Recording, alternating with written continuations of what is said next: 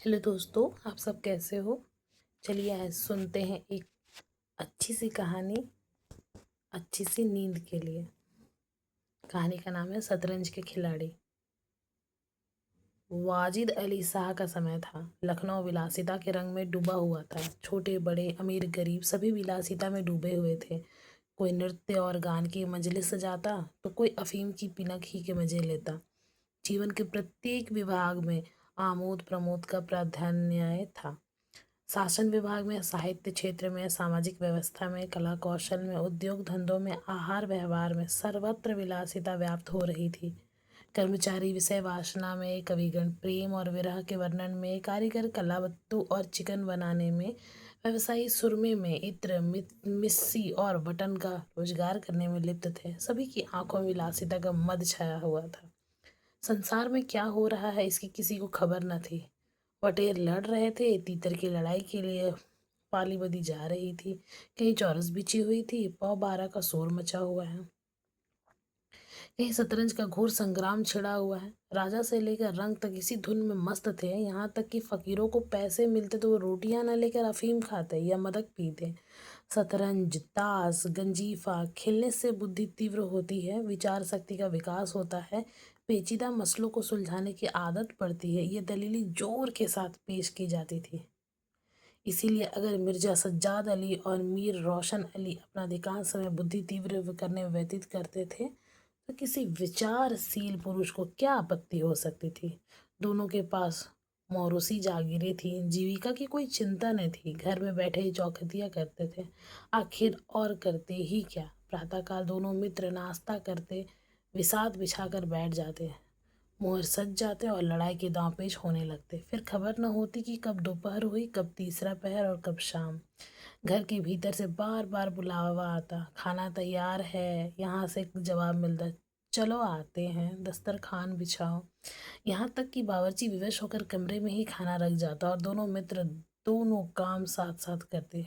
मिर्जा सज्जाद अली के घर में कोई बड़ा बूढ़ा ना था, इसीलिए उन्हीं की दीवान खाने में बाजियाँ होती थी। मगर यह बात न थी कि मिर्जा के घर के और लोग उसके इस व्यवहार से खुश हों।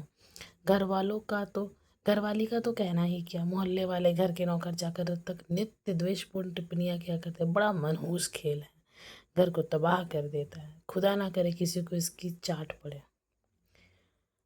आदमी दीन दुनिया किसी काम का नहीं रहता, ना घर का ना घाट का। बुरा रोग है। यहाँ तक कि मिर्जा की बेगम साहिबा को इससे इतना द्वेष था कि अवसर खोज खोज कर पति को लताड़ती थी। पर इन्हें इसका अवसर मुश्किल से मिलता। वह सोती ही रहती थी, तब तक उधर बाजी बीत जाती थी, और रात को जब सो जाती थी तब कहीं मिर्जा जी भीतर जाते थे। हाँ, नौकरों पर वो अपना गुस्सा उतारती थी। क्या पान मांगे हैं, कह दो आकर ले जाए। खाने की फुर्सत नहीं है, ले जाकर खाना सिर पर पटक दो, खाए चाहे कुत्तों को खिलाए। पर रूबरू वह भी न कुछ कह सकती थी। उनको अपने पति से उतना मलाल ना था जितना मीर साहब से था। उन्होंने उसका नाम मीर बिगाड़ू रख छोड़ा था। शायद मिर्जा जी अपनी सफाई देने के लिए सारा इल्जाम मीर साहब के ही सिर पे थोप देते थे। एक दिन बेगम साहिबा के सिर में दर्द होने लगा। उन्होंने लड़की से कहा, जाकर मिर्जा साहब को बुला ला, किसी हकीम के यहाँ से दवा लाए, दौड़ जल्दी कर। लड़की गई तो मिर्जा ने कहा, चल अभी आते हैं। बेगम साहिबा का मिजाज गर्म था। इतना ताव कहाँ कि उनके सिर में दर्द हो और पति शतरंज खेलता रहे। चेहरा सुर्ख हो गया। लड़की से कहा, जाकर कह अभी चलिए, नहीं तो वह आप ही हकीम के यहाँ चली जाएंगी। मिर्जा जी बड़ी दिलचस्प बाजी खेल रहे थे। दोनों ही किस्तों में मीर साहब को मात जाती हुई थी। झिझला कर बोले, क्या ऐसा दम लबों पर है, जरा सब्र नहीं होता। मीर, अरे तो जाकर सुन ही आइए ना, औरतें नाजुक मिजाज होती ही हैं। मिर्जा जी, हाँ चलो, क्यों ना जाऊं, दो किस्तों में आपको मात होती है। मीर, जनाब इस भरोसे न रहिएगा। वो चाल सोची है कि आपके मुहरे धरे रहे और मात हो जाए। पर जाइए सुन आइए, क्यों खामखा उनका दिल दुखाइएगा। मिर्जा, इसी बात पर मात ही करके जाऊंगा। मीर, मैं खेलूंगा ही नहीं, आप जाकर सुनाइए। मिर्जा, अरे यार जाना ही पड़ेगा हकीम के यहाँ, सिर दर्द खाक नहीं है, मुझे परेशान करने का बहाना है। मीर, कुछ भी हो उनकी खातिर तो करनी ही पड़ेगी। मिर्जा, अच्छा एक चाल और चल लूं? मीर, हरगिज नहीं। जब तक आप सुनाएंगे मैं मुहरे हाथ में ना लगाऊंगा। मिर्जा साहब मजबूर होकर अंदर गए तो बेगम साहिबा ने त्योरियां बदल कर लेकिन कहराते हुए कहा, तुम्हें निगोड़ी शतरंज इतनी प्यारी है चाहे कोई मर ही जाए पर उठने का नाम नहीं लेते। ना कोई तुम जैसा आदमी हो। मिर्जा, क्या कहूँ, मीर साहब मानते ही न थे, बड़ी मुश्किल से पीछे छुड़ा कर आया हूँ। बेगम, क्या जैसे वह खुद निखट्टू है वैसे ही सबको समझते हैं? उनके भी तो बाल बच्चे हैं, ये सबका सफाया कर डाला। मिर्जा, बड़ा रती आदमी है, जब आ जाता है तब मजबूर होकर मुझे खेलना ही पड़ता है। बेगम, दुत्कारते क्यों नहीं? मिर्जा, बराबर के आदमी हैं, उम्र में दर्जे में मुझसे 2 अंगुल ऊंचे ही है, मुलाहिजा करना ही पड़ता है। तो बेगम ने कहा, मैं ही दुत्कार देती हूँ, नाराज हो जाएंगे तो हो जाए, कौन किसी की रोटियां चला देता है? रानी रूठेगी, अपना सुहाग लेंगी। हिरिया बाहर से शतरंज उठा ला। मीर साहब से कहना, मियाँ अब ना खेलेंगे, आप तशरीफ ले जाइए। मिर्जा, हाँ हाँ, कहीं ऐसा गजब भी ना करना, जलील करना चाहती हो क्या? डर हिरिया, कहाँ जाती है? बेगम बोली, जाने क्यों नहीं देते, मेरा ही खून पिए जो उसे रोके। अच्छा, उसे रोका, मुझे रोको तो जानू। यह कहकर बेगम साहिबा झल्लाई हुई दीवान खाने की तरफ चली। मिर्जा बेचारे का रंग उड़ गया, बीवी की मिन्नतें करने लगे, खुदा के लिए तुम्हें हजरत हुसैन की कसम, मेरी ही मैयत देखे जो इधर जाए। लेकिन बेगम ने एक न मानी, दीवान खाने के द्वार तक गई, पर एकाएक पर पुरुष के सामने जाते हुए पाँव बंध गए।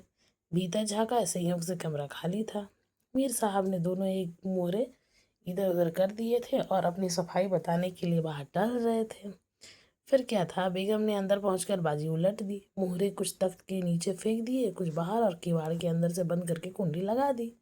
मीर साहब दरवाजे पर तो थे ही, मुहरे बाहर फेंके जाते देख चूड़ियों की झनक भी कान में पड़ी। फिर दरवाजा बंद हुआ तो समझ गए बेगम साहिबा बिगड़ गई है, घर की राह ली। मिर्जा ने कहा, तुमने गजब किया। बेगम बोली, अब मीर साहब इधर आए तो खड़े खड़े निकलवा दूंगी, इतनी लौ खुदा में लगाते तो क्या गरीब हो जाते? आप तो शतरंज खेले और मैं यहाँ चूल्हे चक्की के फिक्र में सिर खपाऊं। बोलो, जाते हो हकीम के यहाँ कि अब भी तामुल है? मिर्जा घर से निकले तो हकीम के घर जाने के बदले मीर साहब के घर पहुंचे और सारा वृत्तांत कहा। मीर साहब बोले, मैंने तो जब मुहरे बाहर आते देखी तभी ताड़ गया, फौरन भागा। बड़ी गुस्सेवर मालूम होती है, मगर आपने उन्हें यूँ सिर चढ़ा रखा है, ये मुनासिब नहीं। उन्हें इससे क्या मतलब कि बाहर क्या करते हैं? घर का इंतजाम करना उनका काम है, दूसरी बातों से उन्हें क्या सरोकार? मिर्जा, खैर ये तो बताइए अब कहाँ जमा होगा? मीर, इसका क्या गम, इतना बड़ा घर पड़ा हुआ है, बस यहीं जमे। मिर्जा, लेकिन बेगम साहिबा को कैसे मनाऊंगा? जब घर पर बैठा रहता था तो वो इतना बिगड़ती थी, यहाँ बैठक होगी तो शायद जिंदा ना छोड़ेंगे। मीर, अजी बकने भी दीजिए, 2-4 रोज में आप ठीक हो जाएंगी। हाँ, आप इतना कीजिएगा कि आज से जरा तन जाइए। मीर साहब की बेगम किसी अज्ञात कारण से उनका घर से दूर रहना है उपयुक्त समझती थी, इसीलिए वह उनके शतरंज प्रेम की कभी आलोचना न करती, बल्कि कभी कभी मीर साहब को देर हो जाती तो याद दिला देती थी। इन कारणों से मीर साहब को भ्रम हो गया कि मेरी स्त्री अत्यंत विनयशील और गंभीर है। लेकिन जब दीवान खाने में बिसात बिछने लगे और मीर साहब दिन दिन भर घर में रहने लगे तो उन्हें बड़ा कष्ट होने लगा, उनकी स्वाधीनता में बाधा पड़ गई। दिन भर दरवाजे पर झांकने को तरस जाती, इधर नौकरों में भी कानाफूसी होने लगी। अब तक दिन भर पड़े पड़े मक्खियाँ मारा करते थे घर में, चाहे कोई आए चाहे कोई ना आए, इससे उन्हें कुछ मतलब ना था। अब आठों पहर धौस हो गई, कभी पान लाने का हुक्म होता, कभी मिठाई का, और हुक्का तो किसी प्रेमी के हृदय की भांति नित्य चलता रहता। वे बेगम साहिबा से जा जाकर कहते, हुजूर, मियाँ की शतरंज तो हमारे जी का जंजाल हो गई, दिन भर दौड़ते दौड़ते पैरों में छाले पड़ गए। यहाँ भी कोई खेल है कि सुबह को बैठो तो शाम ही कर दो? घड़ी याद घड़ी दिल बहलाव के लिए खेल लेना बहुत है। खैर, हमें तो कोई शिकायत नहीं, हुजूर के गुलाम है, जो हुक्म होगा बजा ही लावेंगे। मगर यह खेल मनहूस है, इसका खेलने वाला कभी पनपता नहीं, घर पर कोई ना कोई आफत जरूर आती है। यहाँ तक कि एक के पीछे मोहल्ले के मोहल्ले तबाह होते देखे गए हैं, सारे मोहल्ले में यही चर्चा होती रहती है, हुजूर का नमक खाते हैं। अपने आका की बुराई सुन सुनकर रंज होता है, मगर क्या करें। इस पर बेगम साहिबा कहती है, मैं तो खुद इसको पसंद नहीं करती, पर वो किसी को सुनते ही कहाँ है, क्या किया जाए। मोहल्ले में भी जो दो चार पुराने जमाने के लोग थे वह आपस में भांति भांति का मंगल की कल्पनाएं करने लगे। अब खैरियत नहीं है, जब हमारे रईसों का ये हाल है तो मुल्क का खुदा हाफिज। ये बात साहब शतरंज की हाथों तबाह होगी, आसार बुरे हैं। राज्य में हाहाकार मचा हुआ था, प्रजा दिन दहाड़े लूटी जाती थी, कोई फरियाद सुनने वाला ना था। देहातों की सारी दौलत लखनऊ में खींची चली जाती थी और वह वेश्याओं में, भांडों में और विलासिता के अन्य अंगों की पूर्ति में उड़ती जाती थी। अंग्रेजी कंपनी का ऋण दिन पर दिन बढ़ता जाता था, कमली दिन दिन भी कर भारी होती जाती थी। देश में सुव्यवस्था न होने के कारण वार्षिक कर भी न वसूल होता। रेजिडेंट बार बार चेतावनी देता था, पर यहाँ तो लोग विलासिता के नशे में चूर थे, किसी के कानों पर जू न रेंगती थी। खैर, मीर साहब के दीवान खाने में शतरंज होते कई महीने गुजर गए। नए नए नक्शे हल किए जाते, नए नए किले बनाए जाते, नित्य नई व्यूह रचना होती। कभी कभी खेलते खेलते झौड़ हो जाती, तू मैं तक की नौबत आ जाती, पर शीघ्र ही दोनों में मेल हो जाता। कभी कभी ऐसा भी होता कि बाजी उठा दी जाती, मिर्जा जी रूठ कर अपने घर चले जाते, मीर साहब अपने घर जा बैठते। पर रात भर की निद्रा के साथ सारा मनोमालिन्य शांत हो जाता। प्रातःकाल दोनों मित्र दीवान खाने में आ पहुंचते थे। एक दिन दोनों मित्र बैठे शतरंज के दलदल में गोते खा रहे थे कि इतने में घोड़े पर सवार एक बादशाही फौज का अफसर मीर साहब का नाम पूछता हुआ आ पहुंचा। मीर साहब के होश उड़ गई। ये क्या भला सिर पर आई, ये तलवी किस लिए हुई है। अब खैरियत नहीं नजर आती। घर के दरवाजे बंद कर लिए, नौकर से बोले, कह दो घर में नहीं है। सवार घर में नहीं है तो कहाँ है। नौकर, ये मैं नहीं जानता क्या काम है। सवार, काम तुझे क्या बतलाऊं। हुजूर में तलबी है, शायद फौज के लिए कुछ सिपाही मांगे गए हैं। जागीरदार है कि दिल लगी, मोर्चे पर जाना पड़ेगा तो आटे दाल का भाव मालूम हो जाएगा। नौकर, अच्छा तो जाइए, कह दीजिएगा। कह दिया जाएगा। सवार, कहने की बात नहीं, कल मैं खुद आऊंगा, साथ ले जाने का हुक्म हुआ है। सवार चला गया। मीर साहब की आत्मा कांप उठी। मिर्जा जी से, मीर साहब शहर में कुछ ना हो रहा होगा, लोग खाना खा खा कर आराम से सो रहे होंगे, हुजूर नवाब साहब भी ऐसगाह में होंगे। दोनों सज्जन फिर जो खेलने बैठे तो 3 बज गए। अब की मिर्जा की बाजी कमजोर थी। 4 का गजर बज ही रहा था कि फौज की वापसी की आहट मिली। नवाब वाजिद अली साहब पकड़ लिए गए थे और सेना उन्हें किसी अज्ञात स्थान के लिए ली जा रही थी। शहर में ना कोई हलचल थी, ना कोई मारकाट, एक बूंद भी खून नहीं गिरा था। आज तक किसी स्वाधीन देश के राजा की पराजय इतनी शांति से इस तरह खून बहे बिना नहीं हुई। यह अहिंसा न थी जिस पर देवगन प्रसन्न होते, यह कायरपन था जिस पर बड़े से बड़े कायर आंसू बहाते हैं। अवध की विशाल देश का नवाब बंदी बना जाता था और लखनऊ ऐश की नींद में मस्त था। यह राजनीतिक पतन की चरम सीमा थी। मिर्जा ने कहा, हुजूर नवाब को जालिमों ने कैद कर लिया है। मीर बोला, होगा, ये लीजिए साह। मिर्जा, जनाब जरा ठहरिए, इस वक्त इधर तबीयत नहीं लगती, बेचारे नवाब साहब इस वक्त खून के आंसू रो रहे होंगे। मीर, रोया ही चाहे, यह ऐश वहाँ कहाँ नसीब होगी, यह किस्त। मिर्जा, किसी के दिन बराबर नहीं आते, कितनी दर्दनाक हालत है। मीर, हाँ सो तो है, ये लो फिर किस्त। अब बस की किस्त में मात है, बच नहीं सकते। मिर्जा, खुदा की कसम आप बड़े बेदर्द हैं, इतना बड़ा हादसा देखकर भी आपको दुख नहीं होता। हाय गरीब वाजिद अली शाह। मीर, पहले अपने बादशाह को बचाइए, फिर नवाब का मातम कीजिए। ये किस्त और मात लाना हाथ। बादशाह को लिए हुए सेना सामने से निकल गई। उनके जाते ही मिर्जा ने फिर बाजी बिछा दी। हार की चोट बुरी होती है। मीर ने कहा, आइए नवाब के मातम में एक मरसिया कह डालें। लेकिन मिर्जा जी की राजभक्ति अपनी हार के साथ लुप्त हो चुकी थी। वह हार का बदला चुकाने के लिए अधीर हो गए थे। शाम हो गई। खंडहर में चमगादड़ों ने चीखना शुरू किया। अबाबीलें आकर अपने घोंसलों में चिमटी, पर दोनों खिलाड़ी डटे हुए थे, मानो दो खून के प्यासे सुरमा आपस में लड़ रहे थे।